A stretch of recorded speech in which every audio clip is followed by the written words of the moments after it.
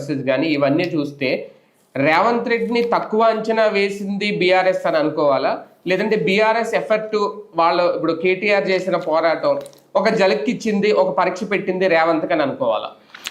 ఇద్దరికి మంచి ఉంది, ఇద్దరికి చెడు ఉంది. రేవంత్ నేను ఇందాక చెప్పినట్టు ఎక్కువ సీట్లు సాధించి సక్సెస్ అయ్యాడు. సేమ్ టైం ఇంత హంగ్ వచ్చిందంటే కేసీఆర్ తరహా ఆదరణ ఇతనికి లేదు. కేసీఆర్ నేతృత్వం రేవంత్కి లేదు. కేసీఆర్ టైంలో ఏకపక్ష విజయం ఓ రకంగా. పోనీ ఎన్నికల్లో మ్యానిపులేట్ చేశారు, ఇప్పుడు ఇవాళ చేశారు వీళ్ళు, అభ్యర్థులను ఎత్తుకుపోవడం, కిడ్నాప్లు చేయించడం. అప్పుడు ఎక్కడ ఉంది అట్లాగే లేదు కదా. పోలీసులు నేను దుర్వినియోగం చేయలేదు అక్కడ. క్యాంప్ రాజకీయాలు అంత అవసరం లేకపోయింది కదా అప్పుడు.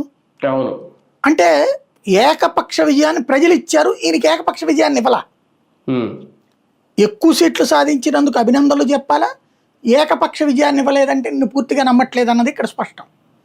ఇకపోతే కేటీఆర్ ప్రతిపక్షంలో ఉన్నటువంటి సందర్భంలో అయిపోయింది అనుకుంటున్న దాన్ని.